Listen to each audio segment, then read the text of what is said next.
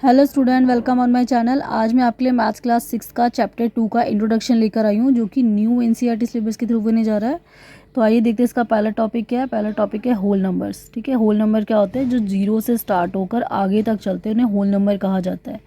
For example 0, 1, 2, 3, 4 और आगे तक जो नंबर होते हैं तो उनको हम होल नंबर्स कहते हैं। नेक्स्ट आता है topic natural number. Natural number क्या होता है? जो 1 से स्टार्ट होकर आगे तक चलते हैं, 0 से स्टार्ट ना होकर 1 से स्टार्ट होकर आगे तक चलते हैं, इसको नेचुरल नंबर कहा जाता है। फॉर एग्जाम्पल है 1, 2, 3, 4 और आगे तक नंबर चलते ही रहते हैं। अब आता है थर्ड टॉपिक है प्रीडेसर। प्रीडेसर का मतलब होता है पहले, यानी कि हमें किसी भी नंबर के पहले वाला नंबर जो लिखना पड़ता है उसको हम प्रीडेसर कहते हैं। फॉर एग्जांपल 4 से पहले क्या आता है? 3, तो 3 जो है वो 4 का प्रीडेसर हो जाएगा। ऐसी 9, 10 से पहले 9 आता है तो 9 जो है वो 10 का प्रीडेसर हो जाएगा। और अगर हमें किसी बड़े नंबर का प्रीडेसर निकालना है तो हम उसे निकालने के लिए क्या करेंगे? उस नंबर में से 1 को माइनस कर देंगे तो हमें उसका प्रीडेसर मिल जाएगा। फॉर एग्जांपल यहाँ पे 425 लिखा है। अब इसका मुझे प्रीडेसर निकालना है तो मैं इसमें से माइनस कर दूंगी 1 को, तो 5 में से 1 जाएगा तो 4 और 2 का 2, 4 का 4, तो आ जाएगा 424। इस तरीके से 2875 में इसका प्रीडेसर निकालेंगे तो उसमें से 1 को माइनस करेंगे। ठीक है, किसी भी बड़ा नंबर का अगर आपसे प्रीडेसर पूछा जाता है तो आप सिंपली उसमें से 1 माइनस कर दीजिए, क्योंकि बड़े नंबर का प्रीडेसर जल्दी से बताना थोड़ा मुश्किल होता है, तो इसलिए आप उसमें से 1 माइनस कर दीजिए तो आपको उसका प्रीडेसर मिल जाएगा। तो फॉर एग्जाम्पल के लिए 5 में से 1 जाएगा तो 4, फिर 7 ऐसी कैसी, 8 ऐसी कैसी और 2 ऐसी कैसी, तो इसका आंसर आ जाएगा 2874। नेक्स्ट टॉपिक है सक्सेसर। सक्सेसर का मतलब होता है अगला या फिर आगे का। अगला का मतलब उसका नेक्स्ट वाला नंबर बताना पड़ता है सक्सेसर में। फॉर एग्जांपल 10 का अगला क्या होता है? 11, तो इसलिए 11 10 का सक्सेसर हो जाएगा। 15 का अगला क्या आता है? 16, तो 16 15 का सक्सेसर हो जाएगा। इस तरीके से अगर किसी बड़े नंबर का सक्सेसर निकालना है तो उस सक्सेसर के लिए हम उसमें 1 को प्लस कर देंगे। जैसे कि 7867 है, उसमें हम 1 प्लस कर देंगे तो आ जाएगा 7 में 1 जोड़ेंगे तो 8, 6 का 6, 8 का 8 और 7 का 7, तो आ जाएगा 7868। नेक्स्ट है 10,000 का सक्सेसर निकालना है तो हम उसमें 1 प्लस कर देंगे, तो 0 में 1 जोड़ेंगे तो 1, 0 के नीचे कुछ भी नहीं है तो 0, 0 के नीचे कुछ भी नहीं है तो 0, 0 के नीचे कुछ भी नहीं तो 0 और 1 के नीचे कुछ भी नहीं है तो 1 का 1। तो इसका मतलब 10,000 का जो सक्सेसर है उसने 1 प्लस किया तो आ गया 10,001, ये सक्सेसर आएगा। अगला टॉपिक है नंबर लाइन। नंबर लाइन पे हमको एडिशन, सब्ट्रैक्शन और मल्टीप्लिकेशन कैसे करना है।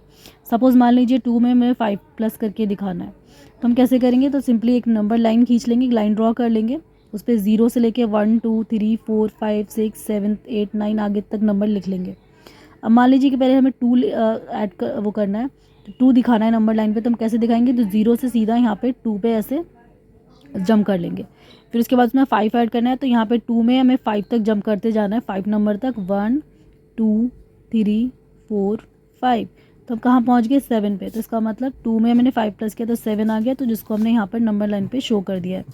अब मान लीजिए आपको माइनस करना है, 6 में से 4 को माइनस करना है, तो इसका आंसर आएगा 2। तो हम इसे नंबर लाइन पे कैसे शो करेंगे? तो एक नंबर लाइन खींचेंगे, पहले उसमें नंबर लिख लेंगे, नंबर पे 0, 1, 2, सारे नंबर इक्वल डिस्टेंस पे ही होने चाहिए, तो 0, 1, 2, 3, 4, 5, 6, 7, 8, 9 तक नंबर लिख लेंगे। तो सपोज यहाँ पे पहले 6 में से 4 माइनस करना है, तो ये रहा 6। 6 से पहले हम 6 से लेके 4 माइनस करें तो 0 से 6 पे आ जाएंगे पहले, उसके बाद 6 से उल्टा चलेंगे 4 कदम, तो 1, 2, 3, 4, तो यहाँ पे कहाँ आ जाएंगे? 2 पर आ जाएंगे। नेक्स्ट है 3 मल्टीप्लाई 2। 3 को 2 से मल्टीप्लाई करेंगे तो कितना आएगा? 6। तो पहले 3 को दिखाने के लिए हम 0 से पहले यहाँ पे 3 पे पहुँचेंगे। अब 3 से यहाँ पे क्या करेंगे? दोबारा से 3 कदम चढ़ेंगे तो 6 पे, क्योंकि 3 को 2 से कर रहे हैं तो 3 2 बार कूदेंगे, हम जंप करेंगे। तो 3 से पहले 0 से पहले 3 पे जंप कर लिया, फिर 3 से 6 पे जंप कर लेंगे यहाँ पे, तो 6 पे पहुँच जाएंगे, तो 3 2 6 यहाँ पे नंबर लाइन पे शो हो जाएगा। अब आगे चलते हैं इसके नेक्स्ट पेज पर। नेक्स्ट पेज पे है property of whole numbers. Whole numbers की प्रॉपर्टी क्या होती है? तो सबसे पहले टॉपिक है क्लोजर प्रॉपर्टी। क्लोजर प्रॉपर्टी में हम क्या सीखते हैं? प्लस करना। तो जिसमें हम whole number plus whole number, यानी कि होल नंबर और होल नंबर को जब हम ऐड करते हैं, दो होल नंबर को ऐड करते हैं तो आंसर हमें होल नंबर ही मिलता है। फॉर एग्जांपल 5 और 2 ले लिया हमने, 5 में 2 जोड़ा तो 7 आ गया। ठीक है, नेक्स्ट है मल्टीप्लिकेशन, यानी कि जब होल नंबर में मल्टीप्लाई करते हैं होल नंबर को तो आंसर हमें होल नंबर ही मिलता है। 2 को मल्टीप्लाई किया 3 से तो हमें जवाब में 6 मिला है। नेक्स्ट है माइनस, जब हम किसी एक माइनस के नंबर को एक प्लस के नंबर को माइनस के नंबर से मल्टीप्लाई करते हैं तो हमें आंसर माइनस में आता है, यानी कि माइनस का 1 को जब मल्टीप्लाई करेंगे माइनस का जो 1 है वो होल नंबर नहीं होता है, यानी कि कोई भी नंबर, जैसे कि मान लो आप 2 में से माइनस कर रहे हो 3 को, तो आंसर आएगा माइनस का 1, क्योंकि 3 में से 2 गया तो 1 आ गया, लेकिन बड़े नंबर के आगे माइनस है तो माइनस का 1 लगेगा, तो जो ये होल नंबर नहीं होगा। होल नंबर हमेशा 0 से स्टार्ट होता है, माइनस में का कोई भी इंटीजर होल नंबर नहीं कहलाएगा। नेक्स्ट है डिवाइड। जब हम 2 को डिवाइड कर रहे हैं 3 इंटू 2/3 से, तो आंसर आ जाएगा 2/3। ये भी एक होल नंबर नहीं है, यानी कि फ्रैक्शन में कोई भी नंबर होता है वो होल नंबर नहीं होता है। नेक्स्ट है कॉम्यूटेटिव प्रॉपर्टी। कॉम्यूटेटिव प्रॉपर्टी क्या बताती है? इसमें क्या होता है कि कोई भी नंबर होता है ना, उसकी बस जगह बदली जाती है, नंबर नहीं बदली जाती, बस जगह बदली जाती है।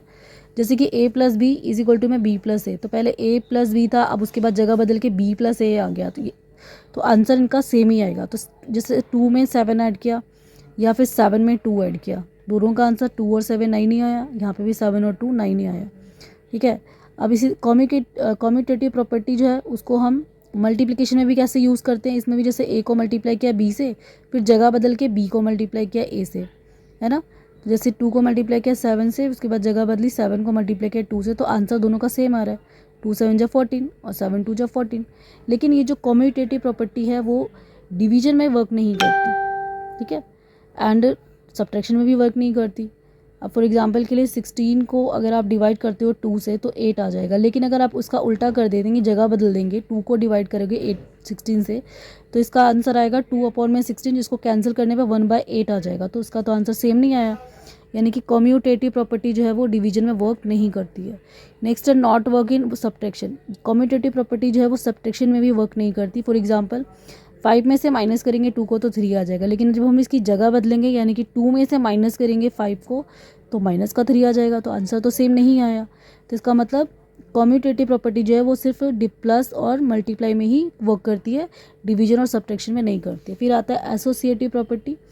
एसोसिएटिव प्रॉपर्टी में भी हम क्या करते हैं कि इन नंबरों को अलग अलग मतलब जो पेयर बना के लिख देते हैं। For example a plus B plus C है, यहाँ पे भी a plus B plus C है, लेकिन हमने क्या किया, अलग अलग पेयर बनाए। यहाँ पे पहले हमने a और b का पेयर बना दिया, तो 2 और 3 कितना हो गया 5, एंड 4 को अलग कर दिया, तो 5 में फिर 4 जोड़ा तो 9 आ गया।